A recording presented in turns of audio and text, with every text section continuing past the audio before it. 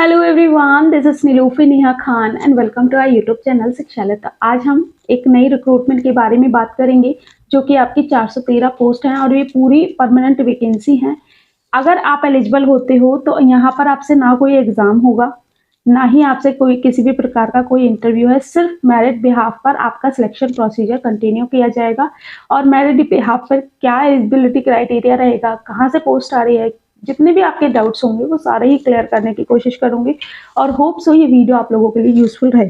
सबसे पहले मैं बता दूं, ये प्राइमरी टीचर वैकेंसीज हैं, ठीक है, जो कि आपकी इसमें अगर एज क्राइटेरिया की बात करें तो 30 यानी कि 30 साल तक आप अप्लाई कर सकते हैं। एप्लीकेशन फॉर्म जो आपके हैं वो 15 तारीख से शुरू हो चुके हैं और 6 मार्च तक लास्ट डे रहेगा, ठीक है, ऑनलाइन एप्लीकेशन का। तो यहाँ मैं पहले ही क्लियर कर दूं कि किसी भी प्रकार का कोई भी एग्जाम नहीं होगा, किसी भी प्रकार का कोई इंटरव्यू नहीं है। सिर्फ मेरिट बिहाफ पे अगर आप सिलेक्ट होते हो, जो आपका एक एजुकेशनल बैकग्राउंड रहा है उसके बिहाफ पे अगर आप सिलेक्ट होते हो तो ज़रूर अप्लाई करना है, क्योंकि इस तरीके की वैकेंसी कई बच्चे सोचते हैं कि जल्दी से हम कहीं ना कहीं किसी गवर्नमेंट सेक्टर में सिलेक्ट हो जाए, तो उन लोगों के लिए एक अच्छी अपॉर्चुनिटी हो सकती है। और हाँ, एक चीज़ क्लियर कर दूं, ऑल ओवर इंडिया में से कोई भी अप्लाई कर सकता है। यहाँ पर कोई रिस्ट्रिक्शन नहीं है कि आप इस स्टेट से नहीं अप्लाई कर सकते। अगर आप इंडिया में कहीं से भी बिलोंग करते हो तो आप अप्लाई कर सकते हो। एज क्राइटेरिया मैंने आपको बता दिया, 30 ईयर्स का एज है। यहाँ वैसे आपको नोटिफिकेशन शो हो ही रहा होगा। अब सबसे पहले मैं आप लोगों को डिटेल्स शेयर कर देती हूँ ताकि आपके डाउट जो है वो क्लियर हो जाए। तो मैं आपको सारी डिटेल बता देती हूँ। सबसे पहले आप ये समझ लीजिए, ये जो वैकेंसी आ रही है ये वैकेंसी आपकी पीआरटी लेवल की वैकेंसी है, जिसमें कि अलग अलग मीडियम आपके रहेंगे। यहाँ पर आपको शो हो रहा होगा जैसे कि हिंदी मीडियम की 150 वैकेंसी है टोटल, और प्राइमरी टीचर इंग्लिश मीडियम की 189 वैकेंसीज हैं, और प्राइमरी टीचर बंगाली जो आपकी टीचर वैकेंसी है ये 74 है, ठीक है। टोटल नंबर ऑफ वैकेंसी जो है 413 हैं, जिसमें कि यूआर की जो जनरल कैटेगरी की अगर ओवरऑल वैकेंसी की बात करें तो 170 है, और ओबीसी की 180 वैकेंसी है, और ईडब्ल्यूएस की 41 है, और एसटी कैटेगरी की जो आपकी वैकेंसी है वो है 22, ठीक है। इसमें अगर हम बात करें, सबसे पहले मैं आप लोगों को ये क्लियर कर दूं, ये जो वैकेंसी है ये अंडमान निकोबार की तरफ से आ रही है।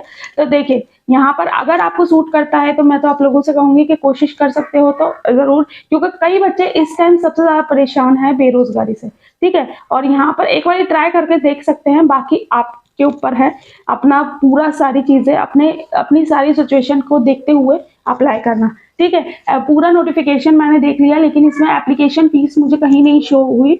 अगर कोई एप्लीकेशन फी होगी तो आप कमेंट बॉक्स में कमेंट कर देना, मैं पिन कर दूंगी उस कमेंट को, ठीक है, क्योंकि एप्लीकेशन फॉर्म की फीस भी नहीं है, ठीक है। तो आप लोगों के लिए भी अच्छी अपॉर्चुनिटी बन सकती है ये।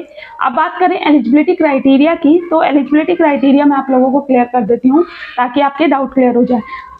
50% मार्क्स के साथ प्लस आपका डिप्लोमा होना चाहिए, ठीक है। और ये याद रखिएगा सीटेड पेपर 1 मांगा गया है, ठीक है।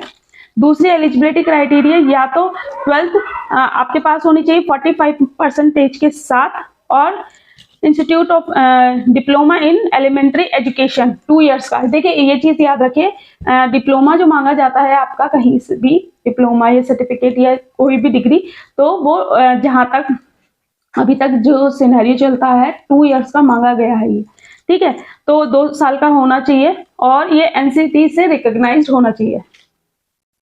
अब 12th पास होने चाहिए 55% और 50% के साथ, प्लस आपके पास बीएलएड यानी कि जो 4 साल वाली ग्रेजुएशन प्लस आपका जो बीएड होती है वो वाले, ठीक है। यहाँ नॉर्मल बीएड की बात नहीं कर रही, जो 4 साल वाला इंटीग्रेटेड कोर्स होता है आपका बीएलएड वो है, ठीक है।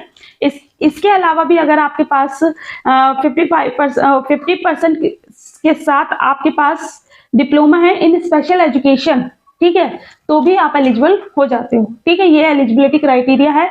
और एक चीज याद रखिएगा, जैसे कि आपको पता है यहाँ 3 मीडियम है, हिंदी, इंग्लिश और बंगाली, ठीक है। तो हिंदी आपने क्लास 8 तक या फिर उससे अबव पढ़ी हुई होनी चाहिए, ये याद रखिएगा।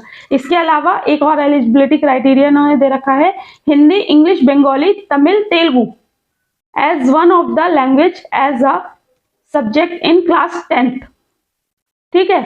ये याद रखिएगा, इनमें से कोई भी एक लैंग्वेज आपने 10th क्लास में पढ़ी भी होनी चाहिए, और फोर्थ इन्होंने जो दे रखा है सीटेट पेपर 2 और सीटेट पेपर 1 आपका क्वालिफाइड होना चाहिए। ठीक है, अब मैं यहाँ पर आपको बता देती हूँ कि आपका मेरिट किस बिहाफ पे बनेगी। तो देखिए, वैसे ही आपको ये जो नोटिफिकेशन है यहाँ पर शो हो रहा होगा। 10th क्लास के आपके 10 नंबर लगेंगे और 10 नंबर आपको मिलेंगे 10th के। ठीक है, 12th के आपको 30 नंबर में से लगेंगे। ठीक है, अब यहाँ पर ये चीज याद रखिएगा, जो भी आपकी परसेंटेज होगी उसे उसके अकॉर्डिंग चीजें होंगी। ठीक है, जेबीटी, डीएलएड, 4 इयर्स बीएलएड जो आपका है, या ये जिस भी नाम से आपका जेबीटी या किसी भी नाम से, सिर्फ बीएड वाले यहाँ एलिजिबल नहीं है, बाकी ऑलमोस्ट लोग यहाँ एलिजिबल है। ठीक है, ठीक है, तो यहाँ भी 30 नंबर में से आपका मार्क्स मिलेंगे। ग्रेजुएशन अगर आपके पास है तो यहाँ पर 5 नंबर मिलेंगे ग्रेजुएशन में से, मतलब 5 नंबर में से उसका होगा। फिर पोस्ट ग्रेजुएशन है तो उसके लिए भी 5 नंबर है। ठीक है, और आपका टीचिंग एक्सपीरियंस है तो 10 नंबर का। देखिए, ये याद रखिएगा कि कैलकुलेट किया जाएगा, ये थोड़ा सा ध्यान रखिएगा। ठीक है, और टीचिंग एक्सपीरियंस है तो वो उसके लिए भी 10 नंबर, और आपका सीटेट पेपर 1 उसके लिए भी 10। टोटल वैल्यू जो आपकी रहेगी वो आपकी 100 में से आपको जैसे जैसे आपकी जो एजुकेशनल बैकग्राउंड रहा होगा उसके अकॉर्डिंग आपको मेरिट इश्यू की जाएगी। अब यहाँ पर एक चीज और याद रखिएगा, यहाँ पर फॉर्मूला भी दे रखा है। ठीक है, तो ये नोटिफिकेशन और इनकी ऑफिशियल वेबसाइट मैं टेलीग्राम पे शेयर कर दूंगी। और हाँ, अगर थोड़ा सा टाइम लगता है तो आप लोग कोशिश किया करें, थोड़े पेशेंस रखा करें, ताकि मैं आप लोगों को टाइमली चीजें प्रोवाइड कर दूं। ठीक है, करें रजिस्ट्रेशन डिटेल्स की या फिर जो भी डिटेल्स आप लोगों के लिए इंफॉर्मेशन जरूरी है।